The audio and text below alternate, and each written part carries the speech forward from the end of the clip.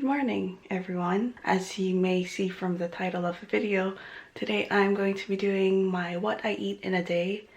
I don't think I've done this ever, like, as someone who has adopted a vegan diet.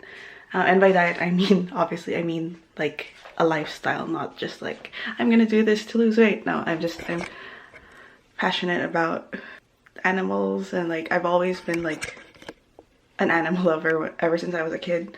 And also, that thing is just lighting that I DIY'd for one of my videos that I've done a while back.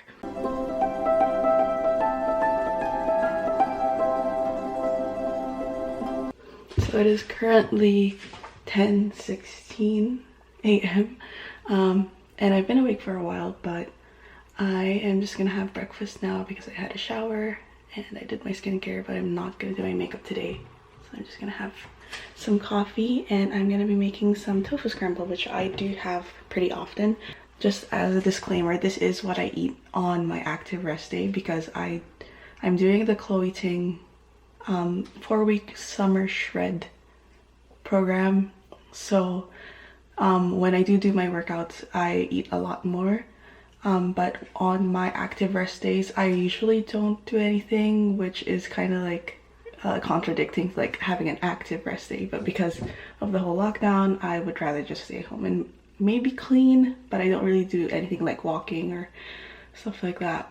So I try to eat as healthy as I could. But yes, I'm gonna make some coffee and some tofu scramble now. So for my coffee, I just use like the instant Nescafe Rich one, not the healthiest one. I could have like black coffee, but I'm way too lazy to like clean up a coffee press. I used to do that, but then I was just like, I'm tired of cleaning this coffee press, so I'm just gonna get the instant one. Then I don't put any sugar in it because I have my Silk cashew milk that is not the unsweetened version. Oh, why am I putting this? I should probably put hot water first. But yes, I do prefer cashew milk over almond milk because it takes up a lot less water to produce, and also it tastes better than soy milk. So if you have the chance to try this out, go try it out. Time to make the tofu scramble. So I usually just use whatever vegetables I have on hand, which is not a lot right now because I need to do my groceries. But I do have bell pepper and some frozen spinach, so I'm going to use those two, and maybe some onions just to add a bit of flavor. I usually add mushrooms, but I ran out. And I only have one bell pepper left, and it looks kind of sad. It's starting to get a bit wrinkly.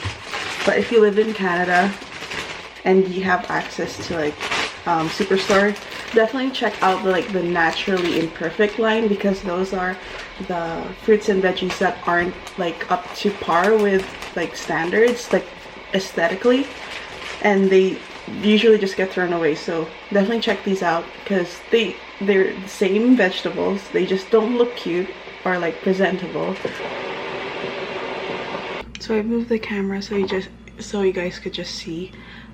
This is my way of chopping onions so that it doesn't make me cry, and this doesn't work like every time, but most times it does if it focuses on the onion. Come on. Yeah, okay. So I'm using only a quarter of the onion because it's only me that's eating, and I feel like a whole half of an onion, and the onion's pretty big, so that will be too much. So first I keep the root in, and then I just slice it. I'm not the best like chopper, and my knife is pretty dull because I don't trust myself with a really sharp knife. So I just chop them up like that first. I'm trying my best not to kill myself. And if there are any parts that are a bit too big, I'm just gonna go back. This is my way of chopping that I learned from, not from directly from Jamie Oliver, but through his videos. And then what I do is like I slice it sideways like that. It's easier if you're using like a whole half, and then just chop it like that. And then I don't cry when I'm chopping it most days. Sometimes I like mess up and then chop it and then end up crying. Like, not too much, not as much as if I didn't do it this way. And then you're left with this tiny stub, and then you just chop that up and there's not too much waste. Which is great. You're not wasting any of the onion. Look, that's all that's left. Tiny, tiny thing. So I'm just using a tiny bit of oil because I don't really need a lot, because I'm only using it for the onions mostly, because I don't really need to cook this. I could honestly just eat this raw. There's going to be a lot of water that's coming from the tofu, so that kind of like cooks it as well. Should probably like defrost this. I'm not sure if you can defrost it any other way than with a microwave, so yeah, eat it with hot water. Cool. Because I've only ever used the frozen one in soups. But apparently you can put it in a bowl with hot water. Then I'm just gonna sip my overflowing cup of coffee. So I've chopped up the bell peppers, and I've had these onions on the pan for a bit. I think they're good. It's okay to have like those like brownie spots, because the tofu, the water from the tofu is gonna deglaze that. But I'm just gonna add the bell peppers in. I'm adding the garlic last, because the ones that I have are already like the jarred minced version, so they burn pretty quick. So I'm just gonna add those after I kind of like cook the bell peppers for a bit. I've added the garlic. This is the garlic I use. Garlic. I'm gonna add in my half a block of I think this is, I don't think this is firm. I think this is like medium firm tofu, and it's kind of bloated because of the water, but that's fine. You don't have to press it because we're gonna squish it. This is kind of gross to do. I'm gonna lower the heat a bit, but this is basically how you do tofu scramble. You just squish it in your hands. Make sure your hands are clean. So I already added the spinach that I defrosted. I just added like maybe quarter cup much, because there's a lot of like spinach in there. You just can't like really see it because it's all squished. But this is the fun part. You can honestly leave it as is and just add like salt and pepper. I'm gonna be adding a lot more spices, and these are the spices I usually put. I'm gonna put some turmeric or however you want to call it, just to make it a bit more yellow, and also turmeric is really good for you. And then I'm gonna add some nutritional yeast because it's so freaking good. This has a lot of B12, which is really good for if you're not eating too much meat. Yeah, and it's also really, really good. It adds like a nutty, cheesy flavor. Salt and pepper, obviously, and then I'm gonna sprinkle some paprika on top once it's done, and maybe a bit of red pepper flakes because I want a bit of spice in it.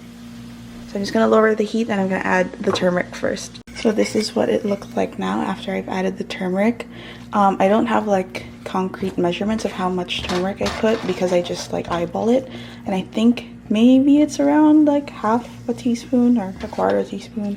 I just honestly like I add a tiny bit first, and then I see how yellow it gets, and then I just keep adding until it gets to the level of yellow that I want it to be. And I'm gonna add all the other spices and ingredients that are just like based like on my taste buds, because I don't like it when things are like uber flavorful, because I don't know, I just like it. I like things a bit bland, to be honest. Before I add the paprika, I'm actually gonna add a tiny bit of this vegan mozzarella that's made of soy, I think. And it's really good because it has a lot of polyunsaturated fats, which are like omega-3s and the stuff that you usually get in fish. So it's good to have this. I'm just gonna grate a tiny bit of it onto that. So I've grated that much. And honestly, if you're looking for a good like vegan pizza cheese, that one is really good because it melts so well. So that's great. So here it is. I've sprinkled just a tiny bit of paprika on top, and that's my breakfast with my coffee.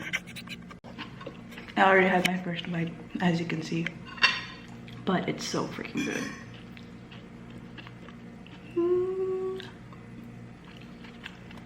Delicious.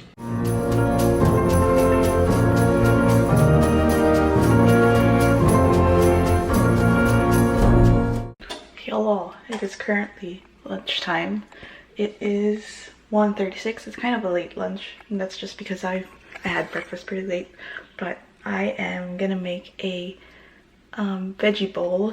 I don't have a lot of veggies, so I'm just gonna use these frozen ones that I am gonna roast up before I put in the pan. I cleaned this, I promise. So I'm just preheating the oven to 400 because I like it. I like the texture of vegetables more when they are like oven roasted. I just put a bit of olive oil on them. I like tossed it in a bowl, and then I am currently gonna be making, the camera is way too close to my face.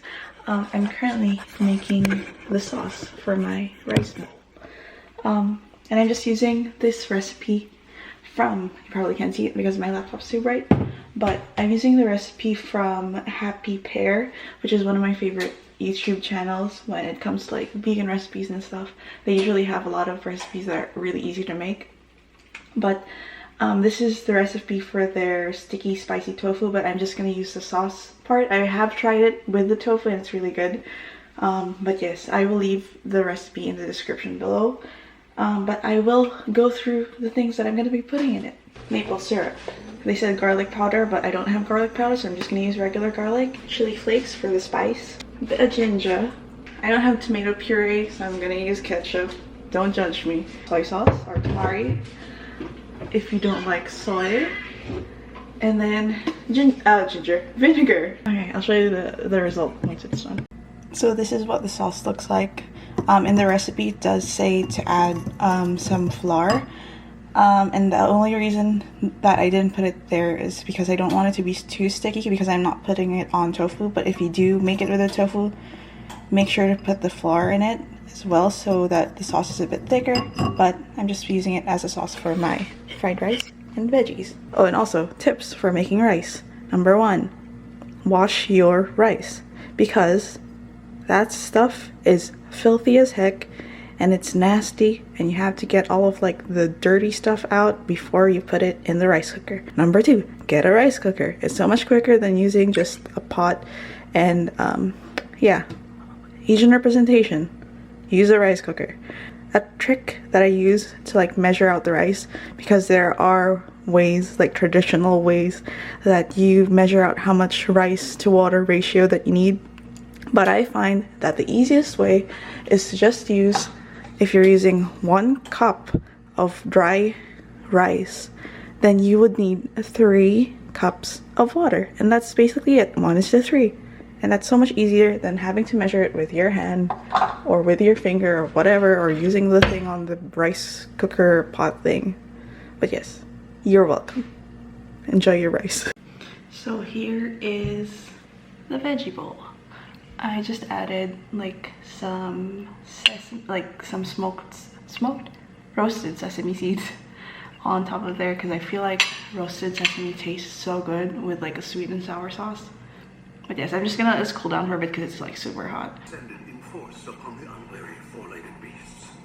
On the eve, betrayed his species, beheaded the head of the Kobayashi clan, and pledged his sword with the following battle cry.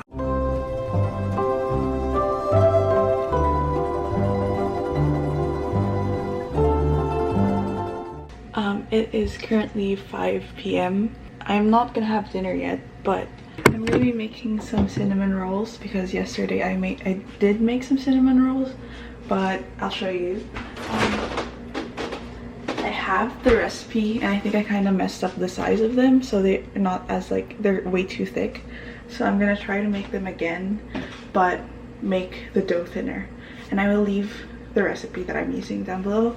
I'm not really gonna film it because it takes a while for me to make these, but I will link the recipe down below and I'll show you once it's finished.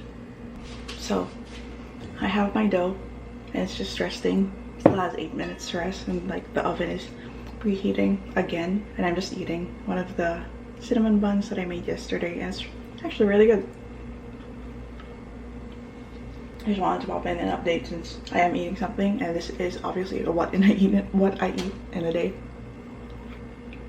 So just wanted to show you guys this part because it's probably gonna be pretty satisfying. I pulled out this like chopping board thing that we have like built into the kitchen, and it's usually where I like roll stuff out when I'm making bread. I'm gonna flour the surface quite a lot just so it doesn't stick. I'm just gonna roll it out into a square, or like a rectangle, sorry.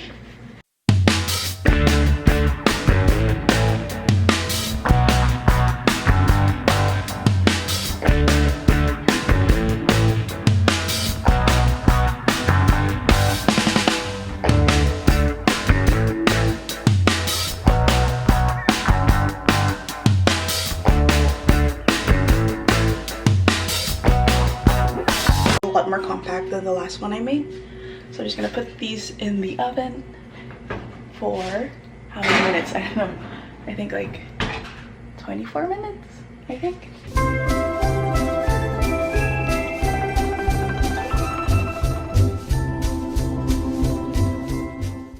So I've literally just finished cleaning up. That's how long baking takes. And I'm gonna make dinner, and I'm actually gonna make a vegan Philly cheesesteak. It's not very true to the recipe. I'm just honestly winging it because I saw this in Megan Batoon's What I Eat in a Day, and I kind of craved a Philly cheesesteak. So I'm pretty much just gonna use like the basic stuff. I have the rice that's left over from earlier, and I'm gonna use that to like eat with my Philly cheesesteak because I don't have any like buns or bread. For the steak part of it, I'm just using like the Eve's veggie ground rounds, and then the Daiya cheddar cheese, which I'm gonna melt on top. And then I'm also gonna be cooking up the rest of the onion that I had earlier and the rest of the bell pepper. I think it's pretty straightforward. I'm just gonna like cook them in oil, I think.